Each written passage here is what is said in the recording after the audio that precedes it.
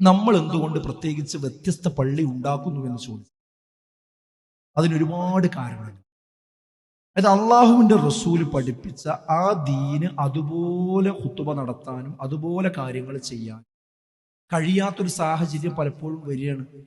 ഇപ്പൊ എന്താ, ഇവിടെ മഹാഭൂരിപക്ഷത്തിന്റെ പള്ളികൾ എടുത്ത് പരിശോധിച്ചാൽ അവരിപ്പോ പറഞ്ഞ് എവിടെ എത്തി? ഈ പ്രപഞ്ചം മുഴുവൻ പടച്ച് പരിപാലിക്കുന്നതും അതിനെ നിയന്ത്രിക്കുന്നതും ഒക്കെ ആരാണ്? CM മടവൂരാണ് എന്ന് പറയുന്നിടത്ത് എത്തി. ഞങ്ങളെ പടച്ചോനാണ് CM മടവൂര്. പള്ളിന്റെ ഉത്തരവാദിത്തം എന്താ? അന്നൽ മസാജിദ ലില്ലാഹ്. പള്ളി അള്ളാഹുവിനുള്ളതാണ് അല്ലേ? അള്ളാഹ്ക്ക് പുറമെ ആരെയും തന്നെ പ്രാർത്ഥിക്കാൻ പാടില്ല. ഇതാ പള്ളിന്റെ മുഖമുദ്ര. അത് അട്ടിമറിച്ച് മുന്നോട്ട് പോകുമ്പോ എന്താ നമ്മൾ ചെയ്യാ? അള്ളാഹനെ മാത്രമേ പ്രാർത്ഥിക്കാൻ പാടുള്ളൂ. CM മടവൂർ അല്ല പടച്ചോ എന്ന് പറയണമെങ്കിൽ വേറെ മെമ്പർ വേണ്ടി വരും. അതവിടെ പ്രശ്നം.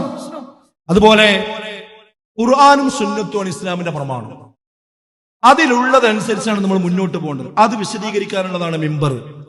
പക്ഷെ ആ മിമ്പറിൽ ഖാല റസൂലുള്ളാഹി സ്വല്ലല്ലാഹു അലൈഹി വസല്ലം എന്ന് പറഞ്ഞുകൊണ്ട് ബുഖാരി റിപ്പോർട്ട് ചെയ്യുന്ന ഒരു ഹദീസ് ഉദ്ധരിച്ചാൽ അത് കഴിഞ്ഞിറങ്ങുമ്പോ പള്ളിയുടെ സെക്രട്ടറി പറയാ, എന്തിനാ ആ ഹദീസ് അവിടെ പറഞ്ഞ്? ആ ഹദീസ് മിമ്പറിൽ പറയാൻ പാടില്ല. കാരണം എന്താ? അത് ളഈഫായത് കൊണ്ടല്ല, അത് സ്വഹീഹ് അല്ലാത്തത് കൊണ്ടല്ല, അത് ഇസ്ലാമിക പ്രമാണങ്ങൾ ഇല്ലാത്തത് കൊണ്ടല്ല, മറിച്ച് ആ സെക്രട്ടറിയുടെ ബുദ്ധിക്ക് യോജിക്കുന്നില്ല, എന്റെ ബുദ്ധിക്ക് യോജിക്കുന്നില്ല, എനിക്ക് ഉൾക്കൊള്ളാൻ കഴിയണില്ല. ഞാനാണ് ഈ പള്ളിന്റെ സെക്രട്ടറി, ഞങ്ങളെ കമ്മിറ്റിക്ക് അത് പറ്റൂല, അതുകൊണ്ട് ആ ഹദീസ് അവിടെ ഉദ്ധരിക്കാൻ പാടില്ല. ഇങ്ങനെ പറയുമ്പോ ആ പള്ളിയിൽ കലാപം ഉണ്ടാക്കുകയാണോ വേണ്ടത്? കഴിയില്ല നമുക്ക്. സ്വാഭാവികമായും അള്ളാന്റെ റസൂല് പറഞ്ഞിട്ടുണ്ട് എങ്കിൽ ആ പറഞ്ഞ ഹദീസുകൾ മുഴുവനും ഉദ്ധരിക്കാൻ ആ മെമ്പറുകളിൽ കഴിയണം. അതിന് കഴിയുന്ന മെമ്പറുകൾ ഒരു പക്ഷേ വേറെ ഉണ്ടാക്കേണ്ടി വരും.